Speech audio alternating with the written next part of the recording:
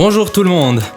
Le contenu qui va suivre est le début d'une série de vidéos qui aura pour but de raconter l'histoire de Madagascar. Ce premier épisode évoquera les origines de ce pays et son peuple.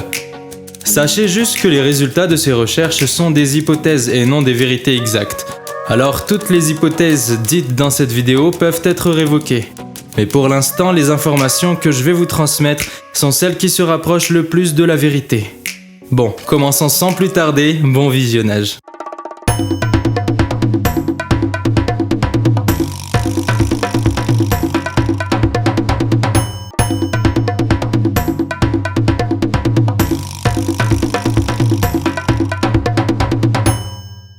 Bon sinon, pour pouvoir en savoir plus sur les origines des Malagasy, remontons dans le passé de quelques milliers d'années. Des scientifiques ayant analysé des traces d'activité humaine sur des os d'oiseaux géants qui ont plus de 10 500 ans d'âge, ont affirmé qu'il est quasiment certain que des humains vivaient déjà sur l'île à cette époque-là. Ce sont les plus anciennes traces humaines à Madagascar recensées à ce jour. Maintenant, on va s'attaquer à un événement des plus intéressants qui a débuté vers le milieu du premier millénaire et qui a continué jusqu'à 1500 environ. Plusieurs peuples venant des quatre coins du monde sont venus sur l'île de Madagascar et leur arrivée déclenchèrent l'incroyable naissance du peuple malagasy d'aujourd'hui. Historiquement, Madagascar est lié à l'Afrique, l'Indonésie, l'Europe et le Moyen-Orient.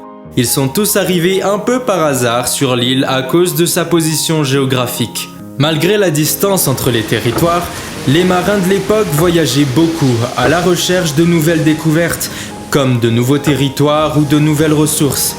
Par conséquent, ils partaient pendant plusieurs mois pour pouvoir trouver quelque chose. Alors des généticiens travaillant sur les origines des Malagasy ont aussi cherché à savoir d'où venaient ces gens et quel itinéraire ont-ils pris pour arriver à Madagascar.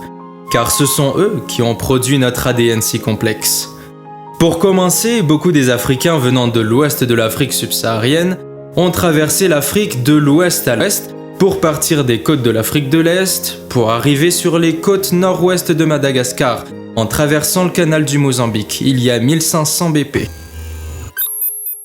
BP est un sigle souvent associé à une date dont l'ensemble représente une date qui est antérieure à 1950. D'accord, bref. Bon, du coup, ça leur a fait une distance de 400 km à parcourir. Puis ceux qui sont partis à partir des côtes ouest de l'Afrique ont très probablement longé les côtes africaines en direction du sud pour ensuite arriver au sud de Madagascar. Pour les Austronésiens, il y a deux hypothèses. Premièrement, les Chinois sont partis du sud-est de la Chine et de Taïwan après s'être mélangés avec l'ethnie austronésienne qui sont plus originaires d'Indonésie et ont directement fait une traversée d'environ 1600 km dans l'océan Indien pour au final arriver à Madagascar il y a 2000 ou 3000 BP. Deuxièmement, ils se sont mélangés à Madagascar. Les Arabes, eux, sont partis d'Afrique du Nord ou du Moyen-Orient.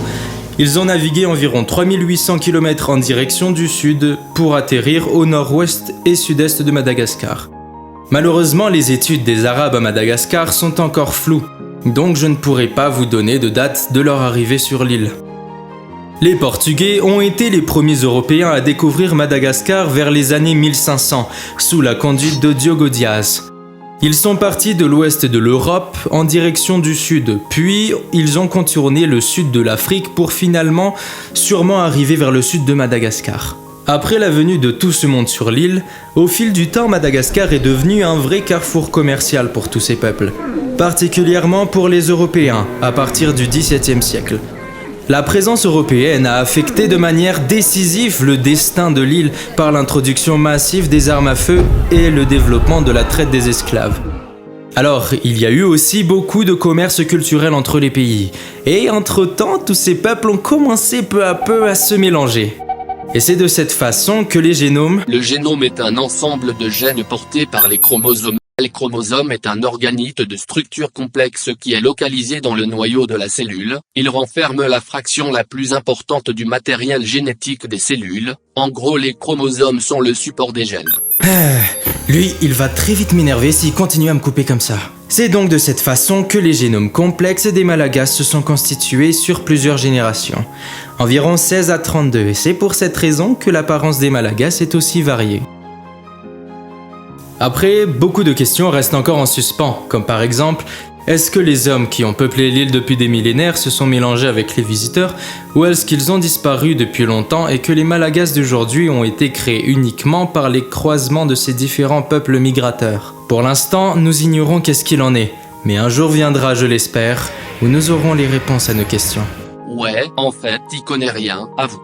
Bon, ce sera tout pour cette vidéo, j'espère qu'elle vous aura plu. Ça, n'y compte pas trop. Si c'est le cas, n'hésitez pas à aimer, à commenter et à partager, et surtout à vous abonner à la chaîne et d'activer les notifications à l'aide de la petite cloche pour ne pas rater les prochaines vidéos.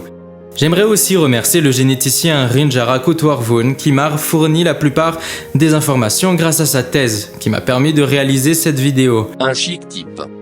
Le prochain épisode sortira bientôt, d'ici là, portez-vous bien, ciao!